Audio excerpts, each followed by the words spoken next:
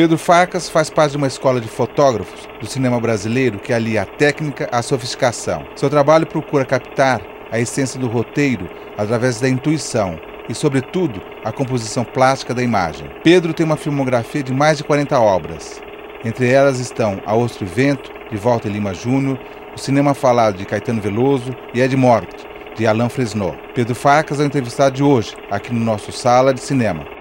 Pedro Farkas, obrigado pela sua presença aqui no nosso Sala de Cinema, é um prazer. Pedro, você é filho do lendário e querido Thomas Farkas, fotógrafo importantíssimo. Ele é uma das razões de você acabar na fotografia? Certamente. Minha casa respirava-se fotografia. Acho que ele era dono da fotótica, a gente tinha câmera, sempre tinha máquina.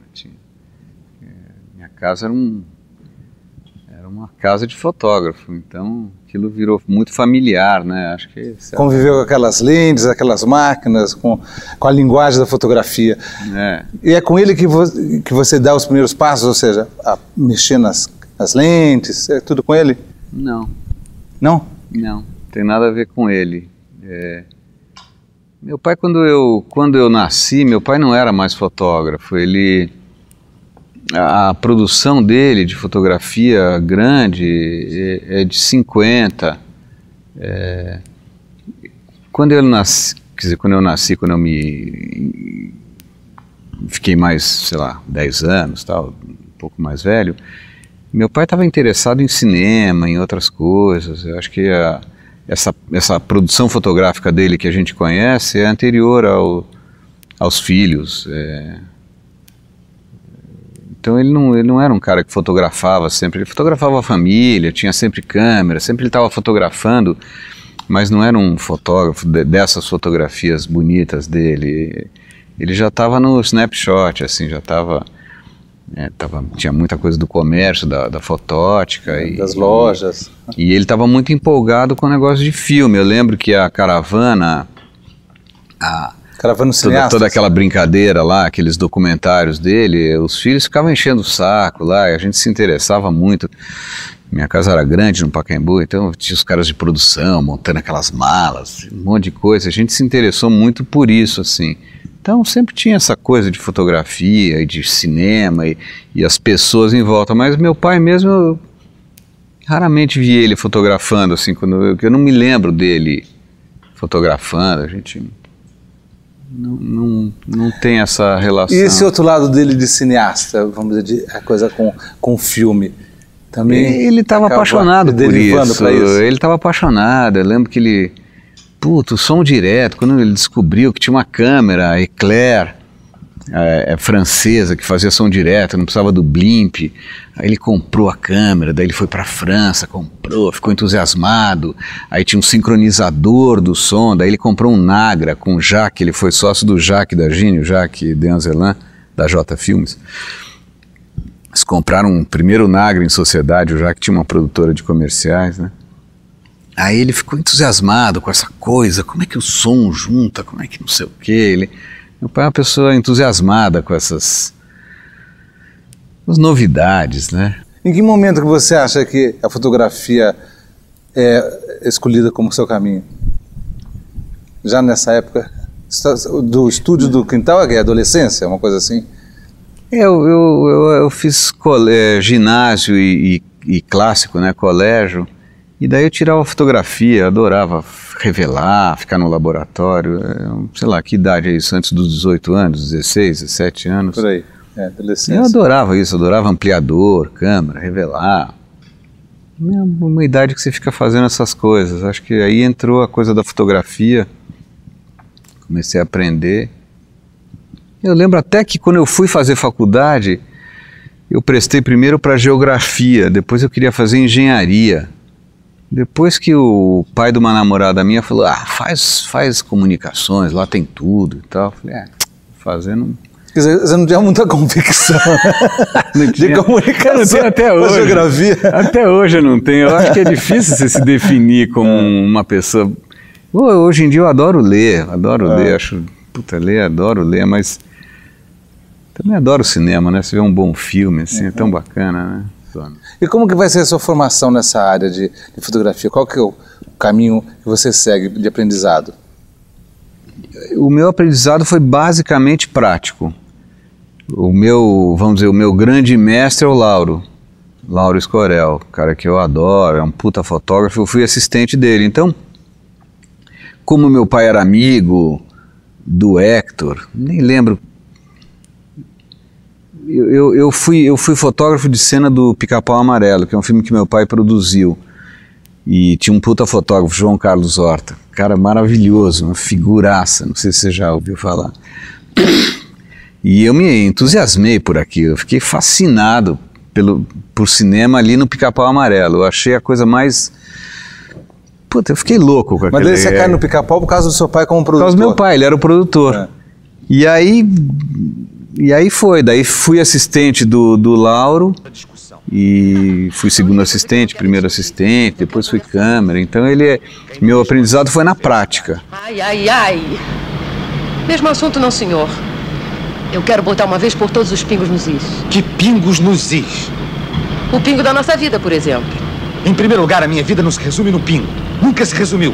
Em segundo, eu estou numa estrada. E isso aqui não é lugar, nem hora, para se falar da gente. Dou o assunto por encerrado.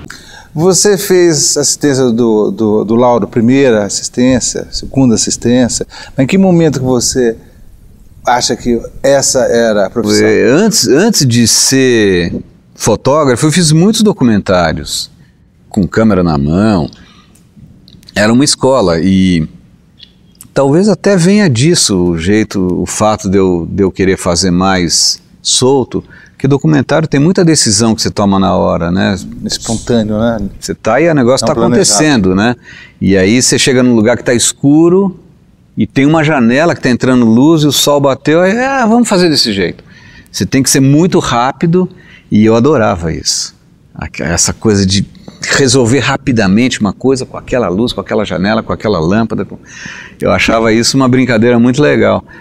Talvez seja isso agora que você falou, mas enfim, eu era fotógrafo de documentário, eu adorava, é uma delícia fotografar. Eu acho que desde que eu comecei que eu fiquei maluco com esse negócio, é muito gostoso. Aí eu fiz um documentário, a Ítala Nandi me chamou para fazer um filme chamado In Vino Veritas. O pai dela era um enólogo, o seu Nandi, os primeiros pioneiros lá do sul, e ela queria fazer sobre a colonização italiana lá, e fizemos um filme, eu, Romeu Quinto e ela. E a gente se divertiu pra burro e o filme ficou muito bacana. E o Joaquim Pedro viu o filme e recomendou o Fábio estava fazendo o primeiro filme, o Índia. E acho que o Joaquim falou pro Barreto, tem esse filme do Pedro e tal, que bacana. Aí um dia eu estava em casa, assim, me liga o Fábio. Você não quer fazer um filme? E os Barretos eram o cinema, né? Era Hollywood no Brasil. Hollywood inteiro, né? Hollywood inteiro. Maia, tudo. Eu acho que era o primeiro filme do Fábio, eles não... vamos dar um fotógrafo para ele que seja o primeiro filme também. Foi uma ideia lá dos pais, da família. E eu fiquei louco, né? Putz.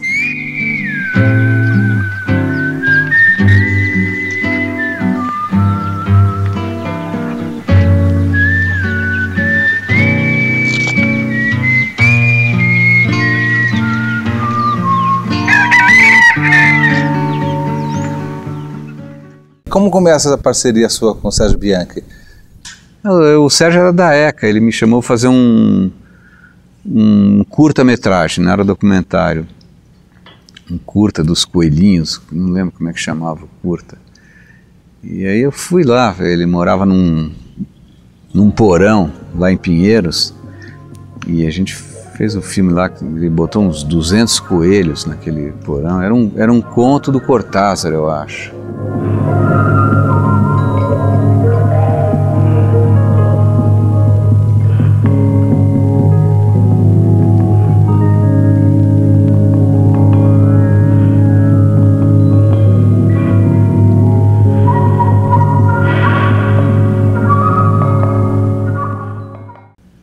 Aí como eu fiz esse curta, daí ele resolveu fazer o longa, o Maldito Coincidência, eu e o Dudu Poiano fizemos tudo no filme, a gente ia de carro todo dia com a Belina que eu tinha, levava a câmera, estava em casa, aí eu chegava lá, eu era o eletricista, eu ligava a luz no poste, tinha uma chave de poste, eu ligava lá, aí descia, aí começava a iluminar, e quando estava pronto, pegava a câmera e filmava.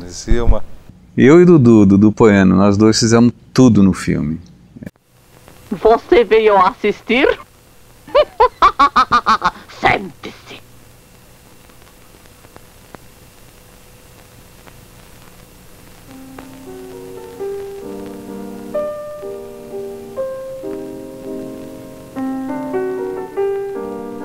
Agora, você fez vários filmes com o Sérgio Bianchi, então significa que há uma parceria de vocês.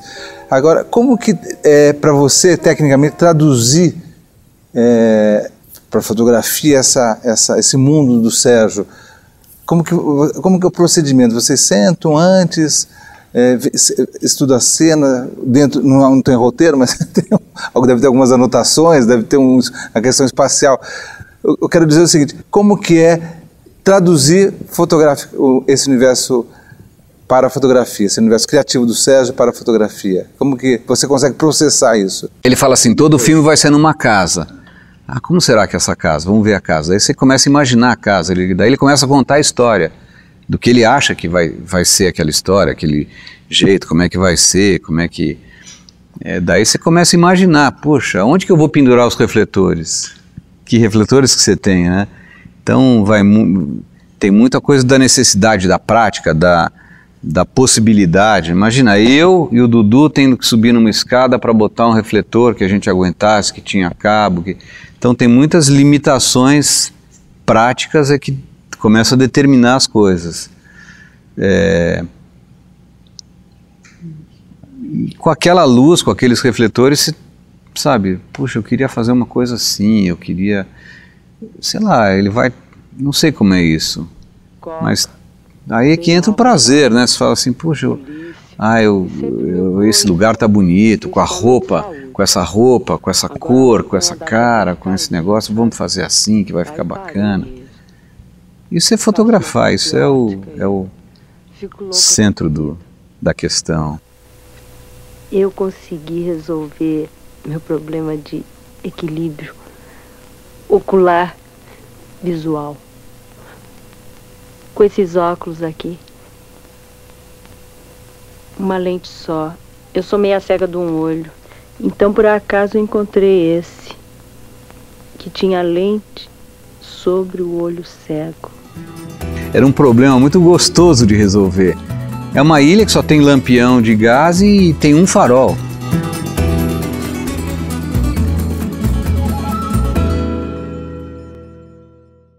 Olha, eu acho que é uma das parcerias mais bem-sucedidas do Pedro. Eu acho que trabalhos como o Boto, como a Ostra e o Vento, são coisas assim, quase que inimagináveis. O trabalho de fotografia da Ostra e o Vento, os planos dessa fotografia, eu acho que são realmente imbatíveis no cinema. Eu acho que ele tem uma poesia que é inacreditável. Eu acho que o Walter Lima, com toda a poesia dele, com toda a bagagem dele, mais a sensibilidade do Pedro de transformar aquilo em imagem, é uma das grandes conquistas do Pedro e do cinema brasileiro.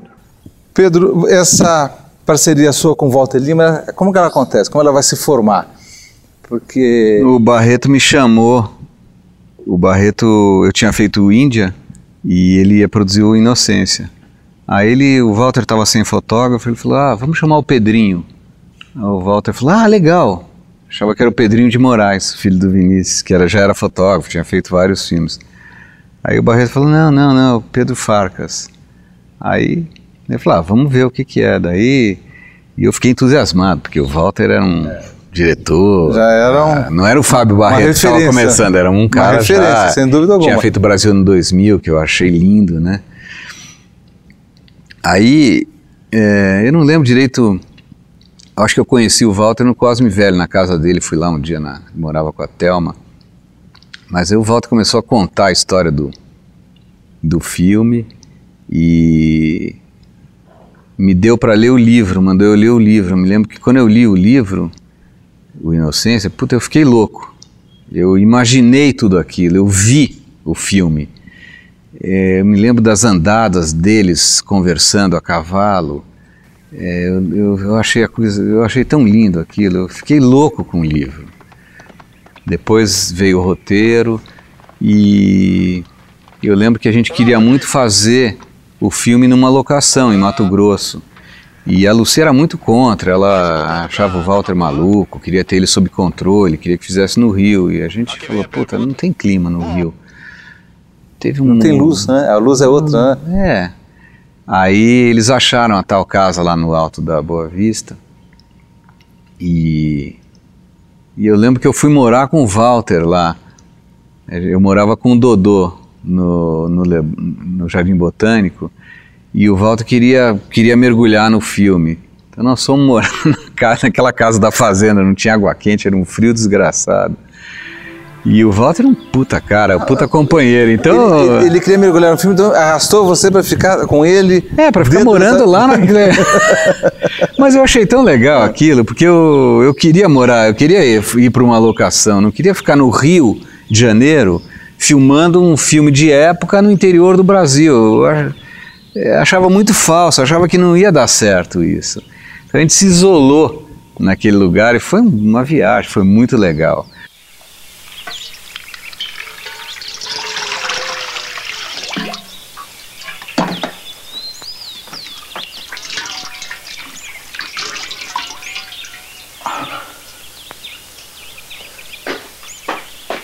Bom dia. Bom dia. Totó acordou muito cedo. Primeira vez que eu iluminei, a visita do médico à Inocência, eu fui lá, falei, vou iluminar. Refletor. O Walter chegou e falou, tá pronto. Ele olhou e falou assim, mas Pedro, ele tá com um lampião, ele não vê ela quando ele chega, e aquilo é uma revelação. Porque ele não sabe o que ele vai encontrar. Ele não sabe que vai encontrar a coisa mais linda do mundo, né? Que ele vai se apaixonar. Então ele foi me contando a cena para dizer que não era nada daquilo. Eu refiz toda a luz. Não é que ele chegou e falou, não, apaga esse refletor, apaga isso, apaga aquilo. Ele foi me induzindo, ou ele foi me contando... E aí não era nada daquilo. Daí eu falei, mas eu tinha muito medo, né, seu Walter?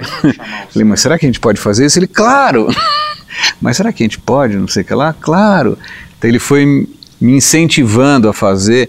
E eu adoro aquela cena, porque quando o Cirino descobre a Inocência, é lindo. Depois quando ele vê que tem um anão que ficou escondido na escuridão do quarto também, é tudo tão bonito, é tão lindo ali.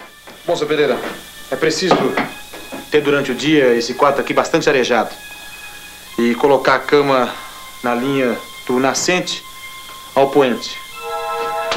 Amanhã de manhãzinha eu vou virá-la, doutor.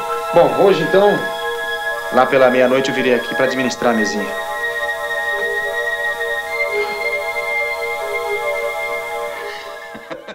No caso do O Boto, Ele e o Boto, que é outro filme que você e o Walter fazem juntos, né? Esse diálogo continua? Esse diálogo foi muito diferente no Boto. No Boto, o Inocência é um filme muito religioso, né? Um filme de um amor impossível, ele é ritualístico, ele é religioso, é um filme totalmente religioso. O Boto não, o Boto é um filme safado, de safadeza, né? A safadeza... A grande esperteza brasileira, né? Então, a gente bolava coisas, eu lembro que eu já estava mais solto, eu dava 1000 sugestões para o Walter. Walter, vamos fazer assim, vamos fazer o cara, eu me lembro que eu falei, vamos fazer ele mesmo trazer o Boto para dentro da casa dele, e o Walter, e a gente já estava mais íntimo, eu lembro que a gente comentava cenas, modificava, não, vamos fazer assim, não. E tem algumas cenas do Boto que eu acho antológicas. A cena que ele está tocando violão... Não. A cena do sonho. Que ele está tocando violão Ele está no quintal e ela vem trazer ele pede para ela vem, fala com ele, sai, ele pede para ela trazer um copo d'água. Quando ela traz um copo d'água, ela vê a irmã com ele e eles dançando na mesma cena, no fundo do quintal. O Richelle, a Cássia e a coisa. E ela vê, daí ela com um copo d'água na mão, e é um plano só. Eu acho aquele plano uma coisa mais maravilhosa do mundo. Ele é super sugestivo, lindo. Depois ela está sonhando isso, né? Ela acorda. Tem coisas lindas no Boto que a gente foi fazendo assim.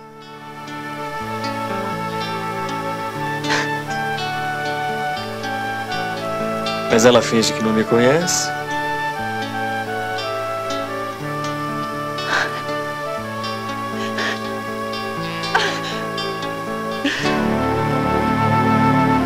Você não pediu pra voltar? Eu voltei. E aquela luz das festas, aquela fotografia que você, por exemplo, a luz da pele, na pele do Richelle, é quase a mesma tonalidade da luz das fogueiras. Isso daí já é um acaso. Isso o que tem bonito de pele é que... a fusão com a natureza. Isso o que tem bonito é que a gente fez uma maquiagem para ele ficar de noite, na noite americana. A gente passou um brilho, porque eu saquei que noite americana a pele fica muito carnal, muito sanguínea, né? Então, para você ter um ator, para você reduzir tudo... Hoje em dia teria telecine, na época não tinha. A gente batalhou muito a pele dele nas noites americanas, né? Engraçado que você falou da festa, eu lembrei do vento na festa de casamento da Cássia. O Boto vai lá, sopra e o vento derruba tudo. E é engraçado que é um tema que ele vai retomar na Ostra e o Vento, né? O vento... Ninguém até hoje conseguiu explicar aquele vento. Um vento de louco, só dava em cima da festa. Era um vento apaixonado. E só a Teresa entendeu, mas guardou o segredo lá dentro dela.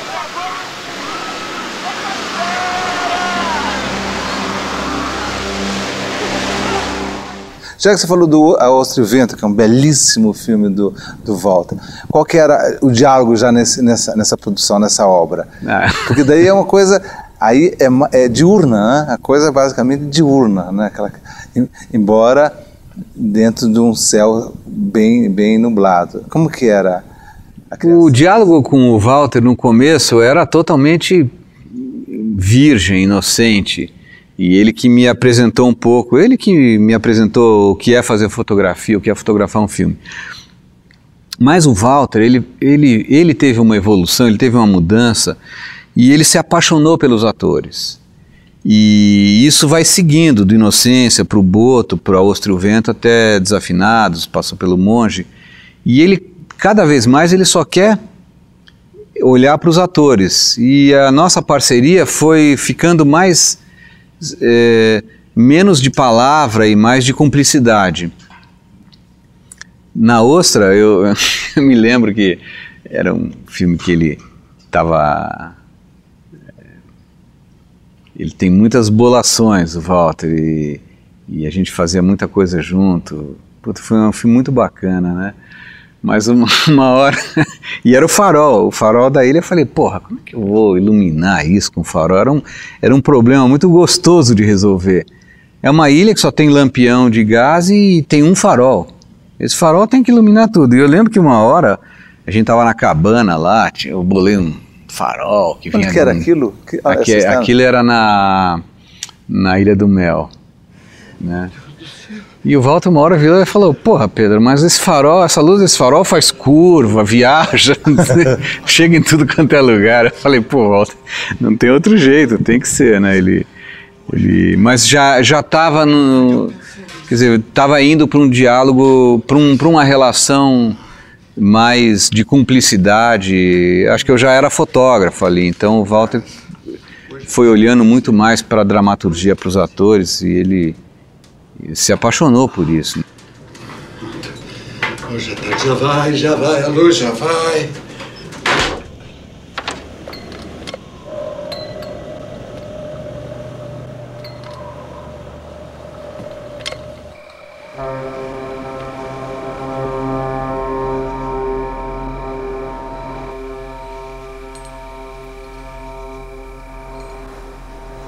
Agora, no caso do Walter, e também nesse A Ostra e o Vento, o diálogo que vocês têm, ele se dá o tempo todo, ou ele tem que ter uma espécie de uma filosofia, um conceito inicial, não. E ele não se modifica? Não, ele se dá o tempo todo, mas às vezes o Walter lembra, fala, pô, esse filme aqui é um filme que tem que fazer, tem que ser uma coisa que o espectador, quer dizer, o Walter tem essa distância, tem essa visão do filme antes, esse afastamento, mas o diálogo se dá, o filme é feito plano a plano, quer dizer, cada plano é o plano mais rico possível, daí o Clovis vem e fala, vamos fazer o armário andar, e ele fala, pô, é isso mesmo, quer dizer, ele não é um cara que está preso na visão lá de longe, e também não é um cara que se perde na coisa pequena. Eu acho que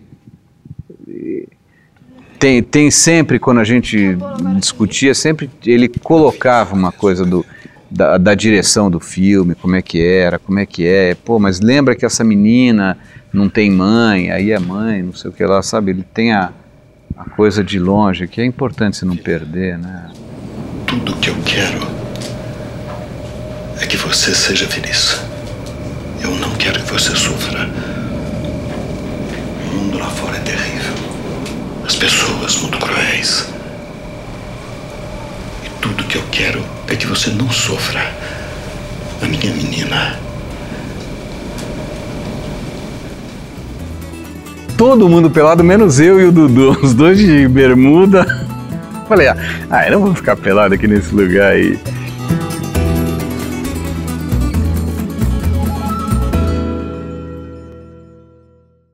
E no caso dos Desafinados, que é outro filme seu com o Walter Lima, que daí, imagino que tem um outro desafio, porque é o Rio de Janeiro dos anos 50, onde que todo mundo tem uma imagem do Rio de Janeiro dos anos 50, né? Todo mundo tem o seu Rio de Janeiro dos anos 50. Como que foi essa construção dessa direção de fotografia? Você está contando uma história que se passou nos anos 60. Eu quero contar essa história, que você tem os elementos, você tem a casa, os móveis, a decoração, a roupa, o cabelo, tudo é dos anos 60, mas eu não quero contar essa história com a luz dos anos 60, eu quero contar a história com a luz que eu acho melhor, que eu acho mais bonita, que eu acho mais interessante. Eu não tinha um pedido do Walter para fazer, pô, vamos fazer uma luz que era assim, se usava luz de teto, ou luz incandescente, ou luz não sei o que, não teve isso. A luz que foi feita uma luz para contar a história, para contar aquele drama. Eu não fiquei pensando na luz de época, nunca pensei nisso. Acho que a gente viu referências, talvez tenha ficado alguma coisa, mas eu nunca me pautei por isso, por ir por um caminho assim, não, isso aqui não se usava, aquilo, não, eu não posso usar um HMI, porque não tinha, sei lá, qualquer coisa restritiva, não tinha isso. Não tem essa preocupação? Não tem essa preocupação, tem uma preocupação de contar a história. Ponto. Oh, Bill! Well, hi. That's great. It's really great to see you again. Great to see you too. Tell me, how did you like the concert? I could not see it, actually. Yes. But for me, the concert didn't do justice to the music. No. But people were very, very surprised. To many people, Brazilian music is still, extravagant, bananas on that. Bossa Nova is the opposite to all that. E com Klotzel, André Klotzel, que você faz A Marvada Carne, como que é o diálogo porque daí é uma outra geração, na verdade é a sua geração. Mas o André é meu colega de ECA, e é o primeiro filme dele, a gente tinha trabalhado juntos e a gente era muito amigo, a gente até hoje é muito amigo, né? E é um filme um pouco como o Fábio, como o filme do Fábio, mas só que o André, a gente fez tudo junto, a gente veio da mesma realidade, da mesma Mesmo universo cultural. Mesmo universo e tal. Então, é muito legal. O Marvada Carne foi uma experiência muito bacana. O André, a história é linda, tudo funciona no filme. Eu acho que é um filme maravilhoso, Marvada Carne. E eu lembro do André, estava passando uma cena do Kim de costas, assim, o André falou assim, nessa hora tem que ter uma coisa estranha, tem que ter uma coisa. Aí eu ficava tentando entender o que era. Teve um diálogo muito legal no Marvada Carne, assim, do diálogo ser em função do filme. Eu me lembro que quando a Fernanda descobre, ela bebe o copo d'água e descobre o que o homem queria comer carne de boi, eu lembro que eu falei, André, vamos fazer um carrinho, ela vem com... A coisa do Adrian Cooper é fantástico o que ele fez ali, né? Então ela vinha por um caminho do Adrian, assim, tinha um riachinho, eu falei, vamos fazer um carrinho que a gente inverte o eixo, começa de um lado e a gente termina do outro lado. Tinha essa coisa juvenil que tinha no Índia também, vamos usar a lente 18. Então o André vinha cheio de propostas, vamos fazer assim, vamos fazer assado, vamos... O André é super criativo, inventivo. Hoje em dia não sei, né? E hoje em dia as coisas andam tudo muito diferente. Mas naquele tempo eu posso lhe garantir que quem bebesse no mesmo copo de um estrupício qualquer, descobria o segredo dele. Isso descobria mesmo.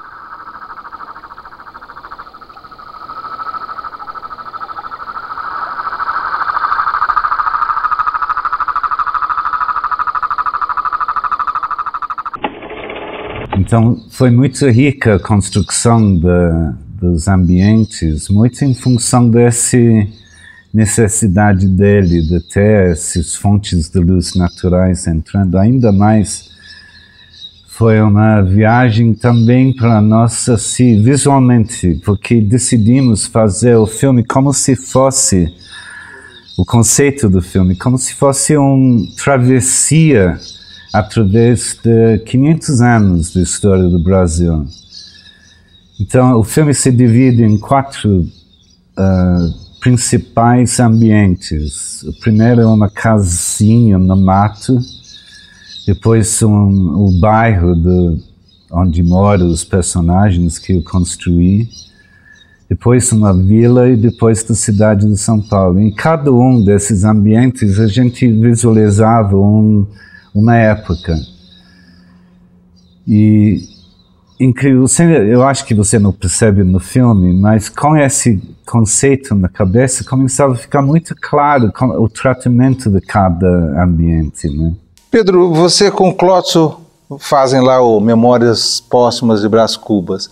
Como que é fotografar um filme de época, ainda mais um filme baseado num clássico, um dos maiores, um dos 5 grandes clássicos brasileiros? Qual que é Tem uma posição de iconoclasta ou tem uma posição de referência? Não, jamais. Imagina, de iconoclasta, pô, um puta livro, imagina. Qual que é a posição? Ou de Não, a posição a posição é de tentar chegar perto daquilo, né? Tentar, imagina o Reginaldo Farias, que é um gênio, né? É um cara genial. Não, a tentativa é de traduzir em cinema aquilo que é o livro. O livro é fantástico e é difícil para burro, é muito difícil. É uma batalha árdua, é difícil. Não é nada iconoclasta, não. É a fonte do negócio todo. Aí tinha outra encomenda? Havia por ser um filme de época? Tinha encomendas, tinha várias encomendas, eu não lembro direito, mas tinha dos ambientes, o Adrian tinha várias sugestões, como que era isso, como que eram iluminados os ambientes, como que eram arejados, como eram as roupas, como eram os gestos, tem um monte de coisa assim, difícil. Se algum espectador achar que a causa de minha morte foi uma pneumonia, não estará errado. O mais certo, porém, é dizer que morri de uma ideia. Não de uma ideia comum, mas de uma ideia grandiosa. A invenção de um medicamento sublime. Você fez O Rei da Vela, Famoso filme do Zé Celso Martinez Corrêa. Vamos falar um pouco desse...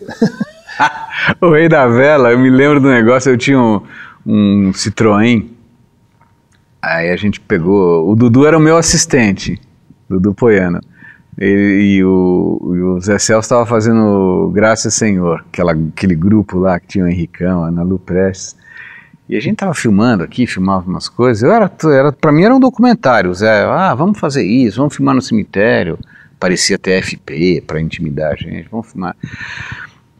vamos filmar em Ubatuba, na época em Bertioga, na época não existia a estrada, a balsa atravessava de Guarujá para Bertioga e morria, acabava a estrada ali, tinha um pouquinho de estrada, a gente andou um pouquinho, parou lá naquela praia São Lourenço, um ermo, aí começa todo mundo a filmar, e os caras muito doidão, e tava o Walter Rogério fazendo o som, eu me lembro que o Zé falou, não, agora todo mundo pelado. Eu falei, os técnicos também. Eu falei, não, acho que ele não deve estar falando comigo. Aí todos os atores tiraram a roupa, ficaram pelados, as meninas, aquelas meninas produtoras, né, todo mundo nu.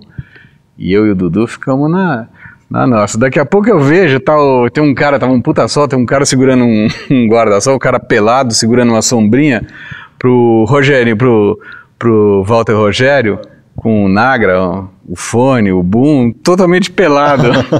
Todo mundo pelado, menos eu e o Dudu, os dois de bermuda. Falei, eu não vou ficar pelado aqui nesse lugar aí. Eu lembro, era uma maluquice aquele filme, né? Mas hoje é o dia de Nossa Senhora, mas hoje é o dia de Iemanjá.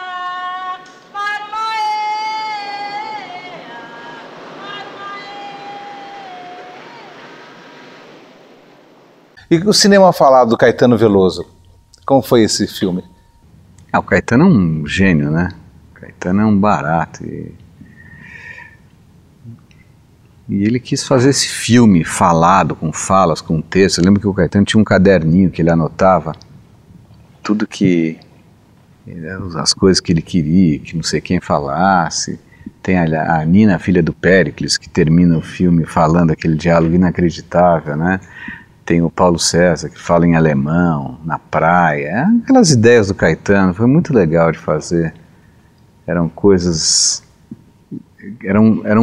do Caetano. Vamos filmar Minha Mãe, Santo Amaro, vamos filmar aquela praia, a Praia Vermelha, o Rio Vermelho, aquela coisa assim, vamos filmar a Igreja de Santo Amaro, vamos filmar Maria Esther dançando no Parque Lage, vamos filmar o cara na praia. Eram esquetes, assim, eram cenas, né? Nosso amor que eu não esqueço e que teve seu começo numa festa de São João. Você já tinha fotografado capas do Caetano, não é isso? Feito material fotográfico dele? Não. Eu tinha feito Índia e o Caetano tinha feito a música. Eu acho que daí que ele me chamou para fazer o filme. Engraçado que um dia tocou o telefone eu tinha uma produtora com a Zita, com o André, com o Zé Bob e com o Ricardo Dias. Um dia toca o telefone, alô, Caetano Veloso quer falar com você. Vá, tá bom, conta outra. Não é possível, daí ele, não, sou eu mesmo, queria convidar para fazer um filme, eu achei tão engraçado.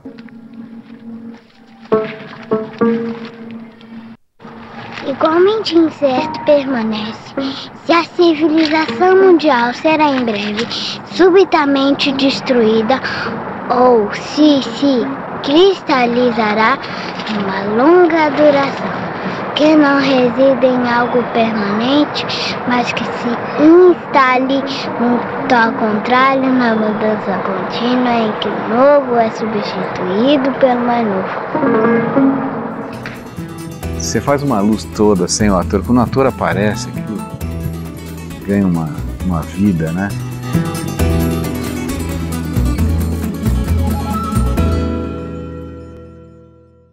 Nessa história de diretores de um filme só, você faz a direção de fotografia do filme do Isaiah Weinfeld e do Márcio Kugo, Os Arquitetos. Nesse caso, O Fogo e Paixão. Nesse caso, é um filme arquitetonicamente mais planejado, né? Diferente do filme do Caetano ou do Zé Celso, não? Bem, não é um filme só, porque eu tinha feito Idos com o Vento, que é um curtinha sobre o Vento Levou, que é lindo o filme, super bonito, super bonito. Aí eles tinham essa proposta, porque esse é um filme que tem que ser planejado. Ele é todo inventado em cima do cenário. Então tem a Rita Lee fazendo piquenique num gramado verde, aí a câmera tem que ir abrindo e você vê que na verdade aquilo é um tapete numa praça entre dois prédios, e a Lizinha ela enrola o tapete e você vê que está no meio daqueles prédios lá da Caixa Econômica, na Paulista. Então ele é um filme desenhado. O filme é isso, a alma do filme é isso. Então não é que que tem um princípio e tal, porque é um filme todo, são esquetes visuais, tem que ser assim, não tem outro jeito de fazer. Você vê a piscina, você vê de baixo, o cara jogando bola, e a água e tal, daí quando você levanta a câmera, você vê que não tem nada, a piscina está vazia, um baldinho de água. As piadas são visuais.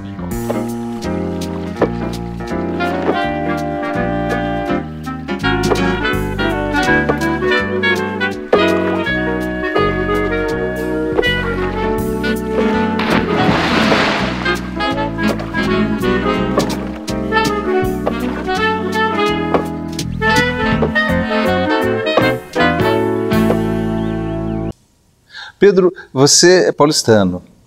Como que é filmar São Paulo dentro daquela ideia do Barcinski no Não Por Acaso?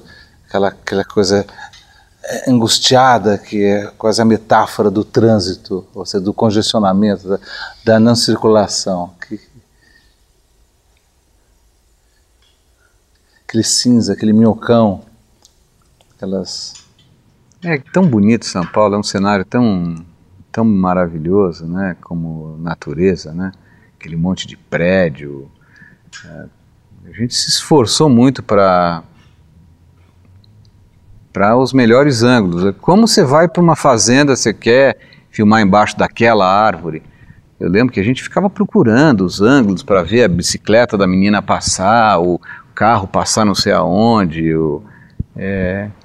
No fundo, você trata o teu cenário com carinho e procurando tirar o melhor dele. A cidade está lá, São Paulo está lá, você vai lá.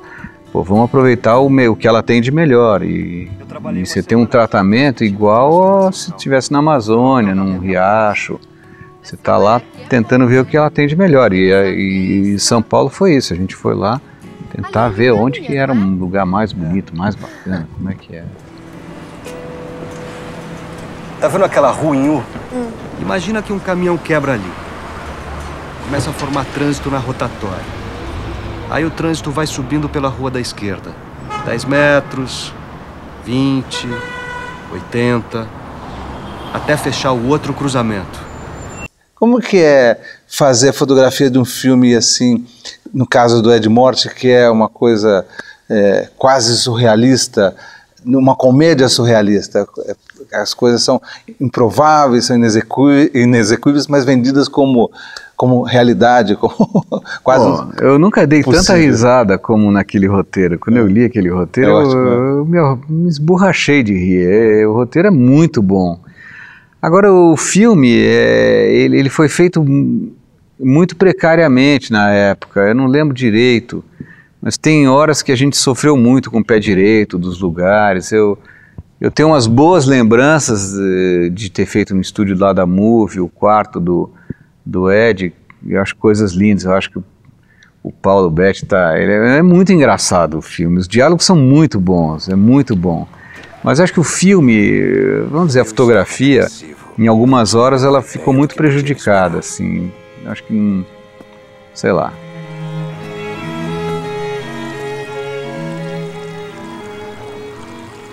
Luísa Tomé? Ficou perfeito, não? Oh, não. Silva! Isso é coisa que se faça! Não gostou? Você tá brincando? Dois Córregos, do Carlão Reichenbach. É uma fotografia mais clássica? É isso? Eu estou errado. A encomenda era essa? O Carlão, ele tinha visto A Ostra e o Vento e se apaixonou pelo filme. Uhum. E aí me chamou para fazer esse filme. Só que o filme é cheio de citações, que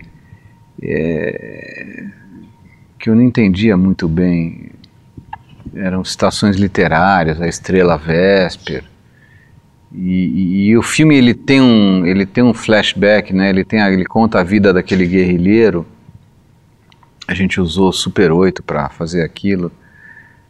O filme tem umas viagens assim de flashback e ele cai na realidade,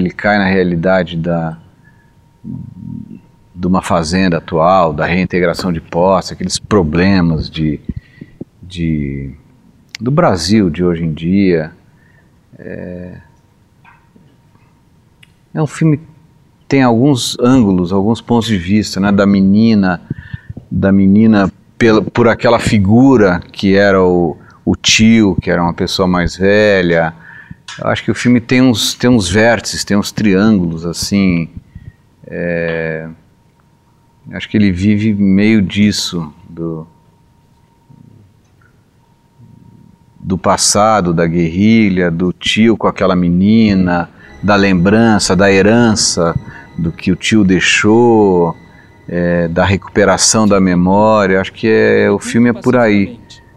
Faz tanto tempo. E não mudou nada. Só a casa tá maltratada, mas uma pequena reforma. Há quanto tempo a senhora não vem aqui? Faz muito tempo. Eu era adolescente. Minha mãe nunca gostou desse lugar. Preferia a casa de Campos de Jordão, o apartamento no Guarujá. Só não se livrou da propriedade porque eu não deixei. É mais seco, né?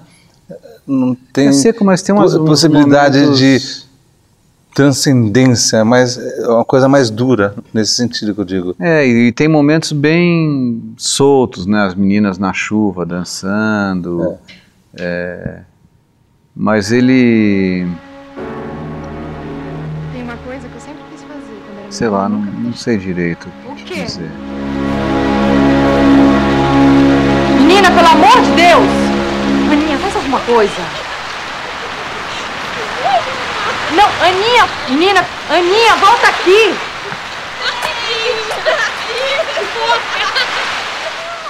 E no caso da Minha Vida de Menina, da Helena... Aquilo é uma maravilha, né? Porque o livro é um livro clássico que todo o Brasil leu, todo o Brasil da idade da minha mãe, sei lá, mais jovem, um pouco, todo mundo leu esse livro, um livro de formação dessa geração. E é a coisa mais espetacular do mundo, aquela menina tendo aqueles pensamentos sobre aquela família, aquela cidade. É uma coisa deslumbrante aquele livro, é um monumento, uma coisa mais bem-humorada, mais engraçada e perspicaz. Então você se apaixona por aquela menina e o jeito como ela vê o mundo é lindo. Puxa, eu tentei fazer a coisa mais bonita que eu pude. É muito linda aquela história. Hoje faço anos. Aquele aniversário triste. Vovó piorou e não tornou a melhorar. Vovó, desde pequenininha, me fazia uns agrados que mamãe nunca fez. Ela me diferencia tanto das outras que fica parecendo que ela é a mãe e a mamãe é a avó. Você já falou, Pedro, que gosta, já disse, aliás, que gosta de filmar, fazer tomadas externas. Agora você já filmou em vários lugares do Brasil. Onde foi o lugar mais difícil desses filmes que você fez? Estavam falando de Menina que é Minas. Puta, o lugar mais difícil foi Belém do Pará, meu Deus. Por quê? Qual filme é esse? Muito calor. Eu fiz o Sol do Meio-Dia, da Lili Café. Muito calor, muito mosquito, uma desgraça, muito difícil. Muito difícil. Para a máquina era mais difícil? É isso? Não, para o ser humano, para o fotógrafo. Mas para ajustar a câmera, para ajustar a luz. Estou pensando na coisa da Luz do Sertão, do Cinema Novo. Como que era? Eu Puxa vida, o que é tão interessante essa questão, porque as pessoas dizem assim, o filme foi feito para a luz do hemisfério norte, para a luz mais deitada da Europa, dos Estados Unidos, o negativo foi produzido para aquilo. Não é verdade, o negativo foi feito talvez para aquilo, talvez para o Japão, talvez, sei lá, na Alemanha, mas toda a luz é interessante. Fotografia é isso, você pega uma câmera que foi feita no Japão e você vai filmar na África, vai fazer um vídeo na África. O que você tem que fazer é dramatizar, dar um drama naquilo, dar um sentido para aquilo. Tá vendo aquele boneco ali, ó? Ali. Olha, aquela roupa tava em mim no dia do meu batizado. Foi mesmo? É. Pra tu ver. Meu pai, para não me batizar pelado, me pegou a roupa do boneco e vestiu em mim. No dia do meu batizado. Em geral, o ator, ou atriz, eles contribuem, já aconteceu no seu trabalho de eles contribuírem ou não sobre a luz, sobre eles, na hora que está... Eu estou me lembrando da história do Lauro contou sobre o Jack Nicholson. Que falou que não podia ser de baixo, né? Não podia ser de baixo. No Iron Age, os atores são uma coisa mais linda do mundo, né? Quando você faz uma luz toda sem o ator, quando o ator aparece, aquilo ganha uma vida, né? Eu me lembro uma coisa muito engraçada que o Walter um dia, no Inocência, ele falou assim, agora me deu um cartão postal de um quadro, agora a gente vai fazer isso na hora. Eu falei, mas como? Aí ele falou, não, vamos fazer isso. Era uma cena de uma mulher deitada, uma moça deitada, assim, aí, puta, fiquei lá horas para tentar reproduzir aquele cartão postal. E é linda a cena, e eu acho que ficou muito bem feita, mas uma hora eu fiquei puto, eu falei assim, porra, eu tô há horas aqui para reproduzir um negócio que o cara já fez. Aí a Fernanda lá falou assim, e eu que tô aqui deitada há horas sem fazer nada para você fazer isso aí.